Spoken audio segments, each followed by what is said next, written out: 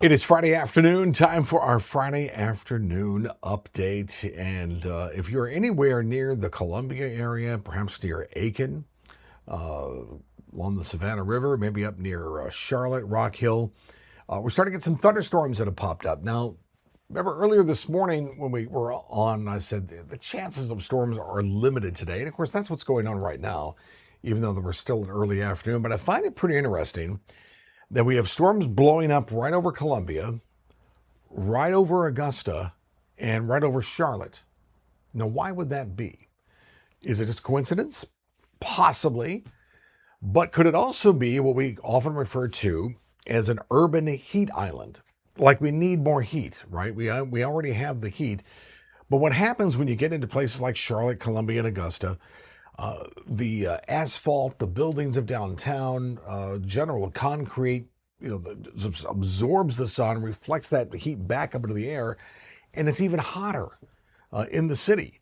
So with that being the case, where does that all air go? Right back up. So then you could have thunderstorms that blow up. I'm not saying that's the case, but I mean, uh, if you're looking for at least a little bit of evidence, that could certainly be the case. Because, obviously, Greenville, although, yeah, you certainly have, it's widespread. You've got a lot of greenery around Greenville, and with the mountains, it makes it a little bit more difficult, a little bit flatter, right? From Columbia to Augusta and Charlotte, yeah, they have hills up in Charlotte, but it's just so big that, I mean, that would certainly lend its the heat of that. And then, of course, you've got the ocean here, so that's going to sort of limit the factor there unless you get a sea breeze. So interesting enough, but still, nonetheless, though, look at these other showers and storms that are popping up even just north of Atlanta. So hit and miss shower storm will still be the rule of thumb as we get through tonight. And then a better chance of showers and storms tomorrow, as we said earlier, and then Sunday as well. And then my feeling is we'll get into the shower and storm pattern next week. It'll be hot,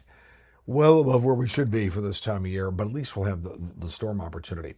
All right, so let's look at the tropics. As promised, I would highlight that for you. This little area here is about ready to, we could put a fork in it pretty soon.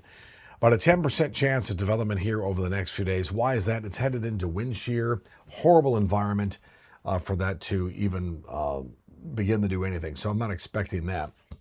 But you'll notice this guy here, that's a little different. This is going to take a different track, right? And by the time this area of disturbed weather gets here, we'll have a little less wind shear and the track will be further towards the north. So this actually, I think, does pose some opportunity to develop. Let's take a closer look at that, and I'll show you what I'm talking about here.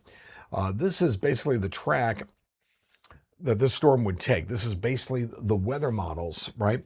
Often we talk about spaghetti models. Well, why do we call them spaghetti models? Because typically, when you're tracking these storms, you have one model goes like this, one goes like this, and they're all sort of wiggly and they look like spaghetti.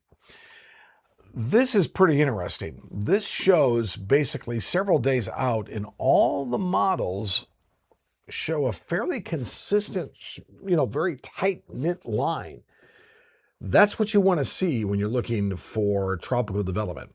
You really don't want to see any of it because you really don't want tropical development. But if you're going to, what you want is consistency. You want the models, all the models to say, hey, this is what we're seeing, rather than the constant, zigzagging of things. What you'll find, and watch this as we go through time here, remember this as, the next storms come up, you have a consensus in the beginning, and then as soon as the time goes on here, because the storm is here, right, the beginning of the storm, as time goes on, that's when things start to spread, right, and you get the spaghettiness of it all. But when and not that this can't change, but when we're here, the storm's developing, and we're talking several days out, and we have this consistency, now that this causes me to, I don't want to say not pay attention, but it causes me to go, oh, okay. Normally with tropical systems way out, I'm like, all right, I got my eye on you. I'm worried about, current weather that's going on here, but I'm still watching you. But this one now has my attention because once we get into here, if this actually stays legit, this could then become an issue, right? This gets a little closer to home. What goes on after this point, nobody knows. I actually think this is, to have it this concise right now is, it's great to see that, right? Will it change? Probably. I mean, it probably will. But if it doesn't, that's something we'll have to keep an eye on, because where does this go after here? Does it go towards right between the Keys and Cuba? Does it go into Florida? Does it do one of these? Right? Um, at this point, could it do one of those? It could, but it also reaches a point, if it continues to do here and move in this direction, it does reach that point of no return to where even if it did make a northwest turn, it could be into Florida. Again, we're, we're talking about something that is maybe a week out, but nonetheless, you're going to start seeing on social media all the social meteorologists that will scare you to death about what's coming our way, how to prepare for it. Shh, just never mind the noise. You stay with me. I got you. And we'll get through all this, right? But in the meantime, that's what I do like to see is the consistency in those models. It helps us better understand what's going on and gives us a better hand at forecasting. All right, let's quickly jump to tomorrow. This is a classic picture here. I showed this morning of a ridge of high pressure. This is like a donut. Here's the hole of the donut, and here's the frosting. So everything goes up and over the ridge. And that's what's happening tomorrow. So tomorrow, I think we'll have a better shot at showers and storms. The ridge right now is basically over us. So the storms that we're seeing pop here and there, we'll get a couple more before the sun sets, but that's about it. Tomorrow, so you got this dome, the dome sort of flattens out, right? And this will allow storms to sort of go up and over and then into the state tomorrow.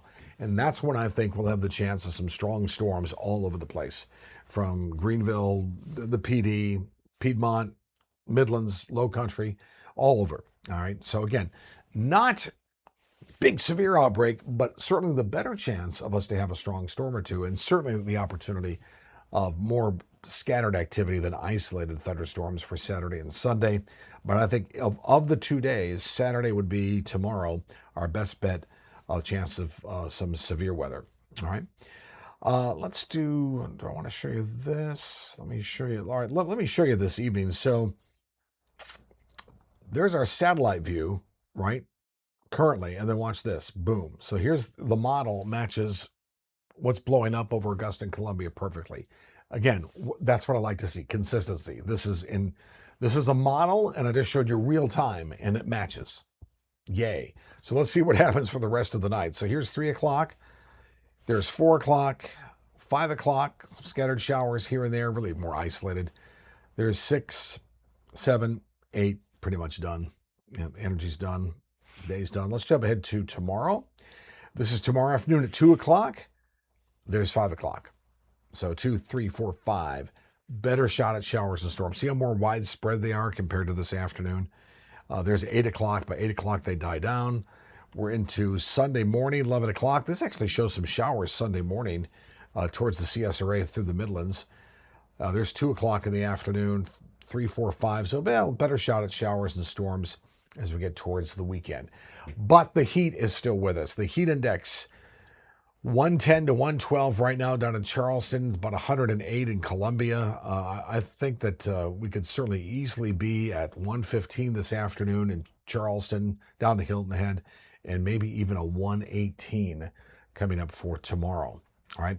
So with that being said, even though we're not going to be live throughout the weekend, don't worry about it. I'm still going to update you on the forecast. I think go live over the weekend. If there's severe weather or something, we'll pop on here. So stay with us all weekend long for the latest on the weather.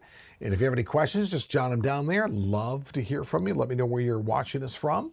And be sure to share this with family and friends so it stays on their timeline, and we will keep you updated. Stay hydrated and keep cool all weekend.